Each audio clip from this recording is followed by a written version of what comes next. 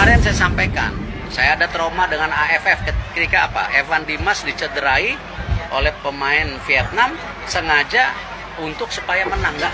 Erick Thohir benar-benar merusak citra dari PSSI di mata pecinta sepak bola Indonesia. Ya, pasalnya setahun lebih sedikit sejak beliau terpilih menjadi ketua PSSI yang baru, begitu banyak terobosan, begitu banyak hal-hal yang positif sekali gitu.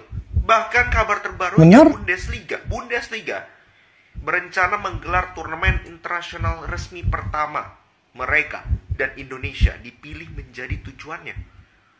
Membangun hubungan yang baik, relasi yang baik dengan one of the biggest league in the world, masuk top 5 liga top Eropa. Ini kalau bukan Pak Erick Thohir, gue nggak ngerti. Nggak mungkin kita seperti ini. Nggak mungkin kita bisa begitu diperhatikan tampaknya oleh sepak bola Eropa, bahkan oleh FIFA. Jadi merusak sekali tatanan PSSI yang dulu. Dulu itu kan kayak kita ini terisolir. Sepak bola ini kita ini terisolir, nggak mau ngelirik sana, ngelirik sini. Ya memang karena nggak ada relasi yang baik juga ya dari pemimpin atau ketua PSSI yang terdahulu. Bukan salah mereka juga ya, bukan nggak punya relasi. Itu kan kembali lagi soal pengalaman, soal bagaimana Pak Erick Thohir dulu pernah menjadi presiden klub dari Inter Milan. Itu kan berhubungan sekali. Jadi ya gue sih nggak habis pikir sama Pak Erick Thohir ini, benar-benar kacau lah. Top. Pak Erick. Saya setuju dengan apa yang dikatakan tentang Pak Erick Thohir ya. Bila Pak Erick Thohir menjabat sebagai Ketua Umum Federasi Sepak Bola di Indonesia, perubahan yang begitu ketara ya, malah bukan sejak di negara Indonesia, se-ASEAN juga turut termotivasi terhadap apa yang telah dilakukan oleh Pak Erick Thohir. Kalau sebelum ini tidak ada orang yang berani, pemimpin yang berani menyuarakan apa-apa ketidakjujuran AFF ya apabila melakukan satu-satu turnamen ya. Tetapi Pak Erick Thohir, bila dia sebagai ketua umum ya, perhatian tertumpu pada beliau, dan setiap kecurangan yang telah berlaku terhadap perlawanan ya di Piala AFF ini akan diprotes ya oleh Pak Erick Thohir. Sebab Pak Erick Thohir ini dia tahu undang-undang persepak bolaan, bukan sekadar hanya orang biasa seperti orang biasa yang dilantik atau ditunjuk menjadi ketua umum yang tanpa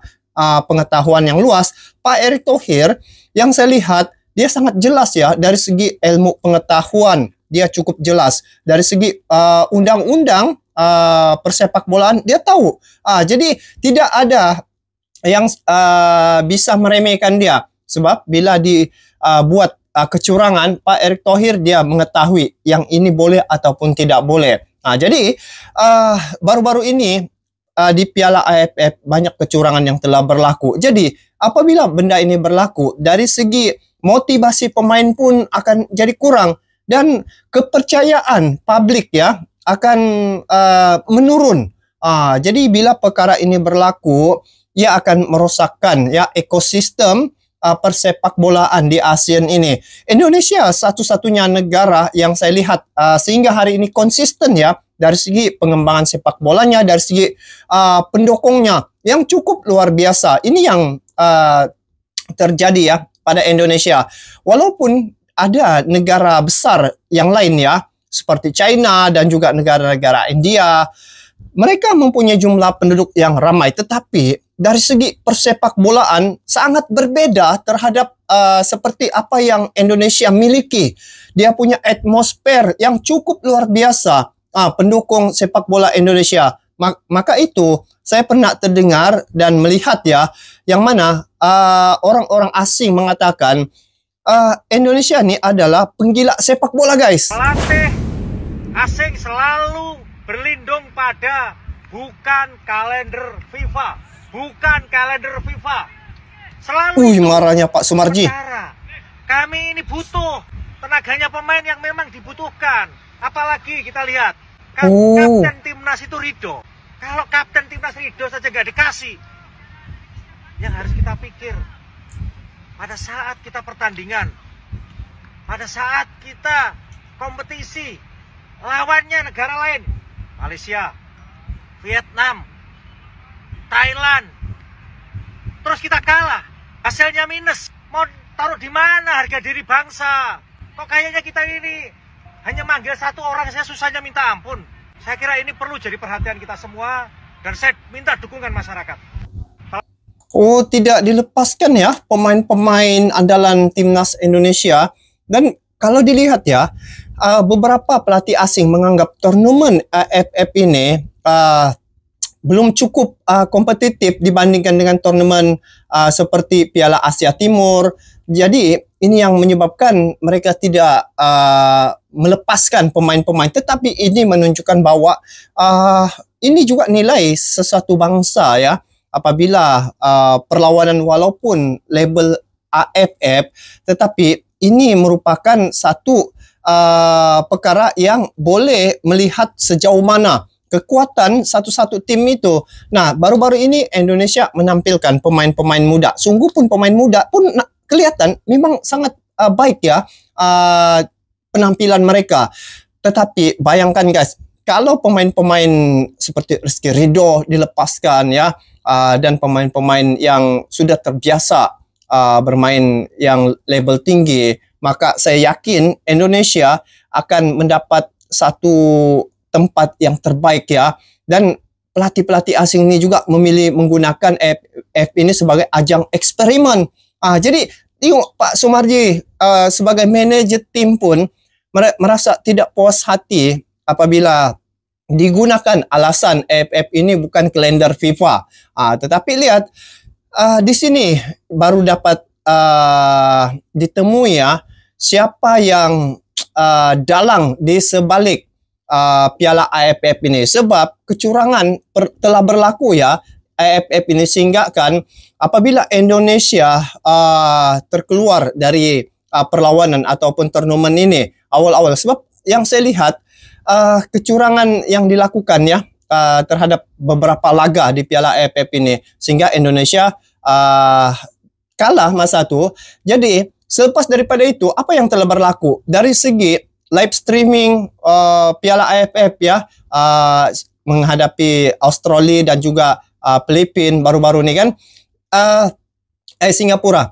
Jadi dia punya jumlah penonton guys sangat merundum. Itu yang saya lihat ketara sekali. Dan Indonesia dia punya magnet persepak bolaan cukup tinggi. Jadi kalau AFF ini berterusan melakukan ketidakadilan ya, maka saya yakin suatu masa nanti AFF akan tinggal nama.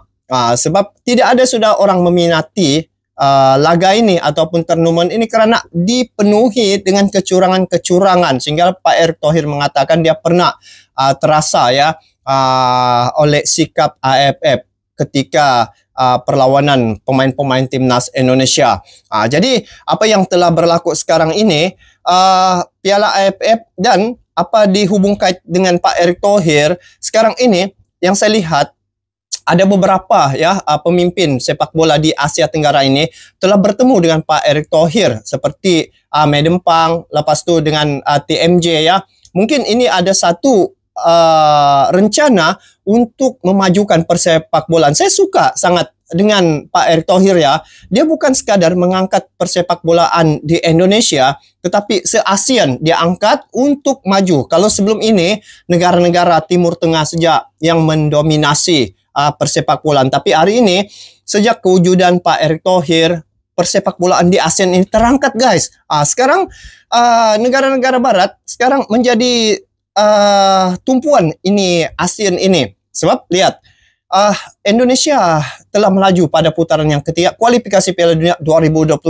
Nah, sebelum ini negara Barat saja ataupun Timur Tengah yang mendominasi, tapi hari ini telah muncul satu kekuatan baru yang mana bisa menyaingi tim yang besar ya, tim gergasi yang ada di Asia seperti Arab Saudi, Bahrain, Jepang, bisa ya. Indonesia setara dengan tim-tim gergasi seumpama itu. Take this occasion also to commend you and your colleagues for the immense Sudah saatnya Indonesia beri kartu merah ke AFF. Minta maaf ya ke Erick Thohir, sudah saatnya Indonesia beri kartu merah. Kalau sekarang ya, kalau kita dizolimin seperti itu, dirugikan seperti itu, mereka harus berpikir lah, karena memang standar sepak bola Indonesia sudah bagus. Dan kita sering dirugikan kemarin-kemarin yang waktu, ya mohon maaf ya, dianggap tim anak bawang, jadi mungkin banyak negara, banyak wasit juga melihat kita ini belum main sepak bola proper gitu. Ya kartu-kartu yang harus diwaspadai gitu. Ya karena sepak bola kan seperti itu. Karena ya kejuaraan ini juga membangun ya tadi grassroots dari bawah yang 12. Jadi ya kembali saya punya komitmen sama, saya mendukung juga kompetisi untuk anak masa depan Indonesia. Oke guys, jadi itulah terkait tentang dunia sepak bola yang sekarang ini tengah hangat diperkatakan ya, baik di media tempatan maupun media internasional. Indonesia satu-satunya negara yang mempunyai jumlah pendukung yang cukup ramai ya, walaupun banyak negara-negara yang besar ya, ada beberapa negara yang besar di dunia ini, tetapi dari segi dia punya dukungan ataupun supporter ya terhadap sepak bola itu, Indonesia memang berbeda. Dia punya kegilaan tentang sepak bola itu cukup luar biasa. Jumlah penduduk hampir 300 juta jiwa, tetapi dari segi jumlah penonton itu cukup ramai. Dan penggemarnya itu 80% daripada jumlah penduduk itu adalah penggemar sepak bola. Hari ini Presiden AFF ngemis-ngemis meminta maaf ke Indonesia ya. Dia ingat Indonesia ini hanya sekadar menghantar pemain-pemain begitu tanpa mempunyai ilmu pengetahuan. Pak Erick Thohir, karena ingat dia mempunyai klub, dia pernah menjadi pemilik klub Inter Milan ya di luar negara. Jadi dari segi ilmu pengetahuan dan juga dari segi prosedur persepak bolaan dia sangat mahir. Jadi sekarang ini Indonesia bila diperlakukan seumpama baru-baru ini wasitnya curang, maka ini telah jelas kelihatan, bukan satu mata memandang, tapi ramai mata memandang apa yang telah dilakukan oleh oknum-oknum di AFF ini. Dan bila melihat apa yang telah berlaku sekarang ini, Indonesia dia tidak mudah terprovokasi. Dia makin hari makin dia membangun persepak bolaannya ya. Hubungan Pak Erick Thohir dengan FIFA cukup jelas baik, sehingga ada kantor FIFA di Indonesia. Dan yang menariknya di sini, persepak bolaan Indonesia ini saya lihat dia berada di landasan yang benar ya, yang betul. Karena saya lihat ekosistem persepak bolaan di Indonesia ini dia boleh menjana pendapatannya untuk meningkatkan pembangunan persepak bolaan dari segi syarikat-syarikat besar mula mempercayai timnas Indonesia, mula membuat pelaburan pada timnas Indonesia. Untuk apa? Karena mereka yakin dan juga melihat kualitas jumlah pendukung dan juga ramai yang meminati penampilan timnas Indonesia. Jadi lihat saja bila Indonesia main dari segi hak siarnya itu, beberapa negara ya, puluhan negara juga mengambil hak siar itu. Jadi dari segi pendapatan federasi akan meningkat begitu. Jadi inilah saatnya sudah tiba ya untuk kebangkitan sepak bola di ASEAN ini dengan diterajui ya, dirintis oleh Pak Erick Thohir. Memang ini satu perubahan yang cukup besar yang saya lihat terhadap persepak bolaan di Asia Tenggara ini. Indonesia dia wajar dijadikan sebagai inspirasi, dijadikan sebagai contoh untuk mereka bagaimana membangunkan persepak bolaan di negara mereka, dari segi manajemen, dari segi ahlinya, siapa yang menjadi ketua itu bukan sekadar pada nama, tetapi dia mengetahui selok-belok dunia persepak bolaan. Dan Pak Erick Thohir ini dia sudah sultan ya, sudah orang kaya. Jadi kalau setakat dibagi rasuah begitu ya, ataupun dibagi nama istilah satu tuh, dia tidak akan terima punya lah. Jadi kalau sekadar duit Pak Erick Thohir tidak memandang itu, tapi dia membawa persepak bolaan di Indonesia itu cukup baik. Dan hari ini Indonesia merupakan salah satu tim yang telah menampilkan penampilan yang cukup baik di setiap turnamen, baik wanitanya jadi juara Piala AFF ya tahun 2024. Semua peringkat umur lolos ke Piala Asia. Dan hari ini Indonesia satu-satunya di ASEAN yang sampai ke level peringkat ketiga ya, putaran yang ketiga kualifikasi Piala Dunia 2026. Ini adalah satu kejayaan yang telah dikecapi oleh Indonesia sejak di era Pak Erick Thohir. Jadi kalau dilihat ya, baru-baru ini apabila Indonesia terkeluar daripada Piala AFF, ini sebenarnya bukan salah Coach Sintayong ya, tetapi lihat seluruh sudut.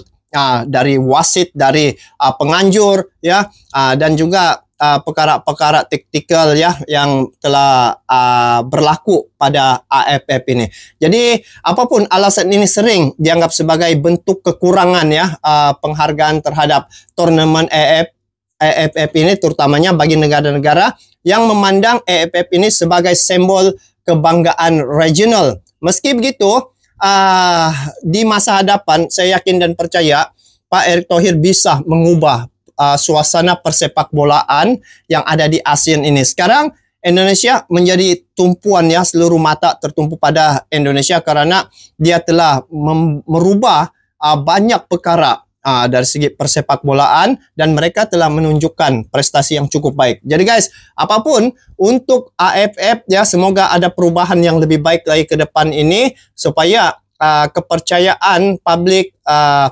meningkat terhadap persepak bolaan yang dianjurkan oleh AFF itu sendiri. Namun sekiranya dia tidak berubah, maka ada banyak lagi ya tempat yang boleh ditampilkan pemain-pemain ataupun tim-tim yang ada di Asia Tenggara ini yang bakal akan kita nantikan selepas ini, bagaimana persepak bolaan di Asia Tenggara ini bisa seiring dengan tim-tim yang ada di Asia. Itu yang saya harapkan. Jadi kita bertemu lagi di video akan datang. Sampai jumpa lagi.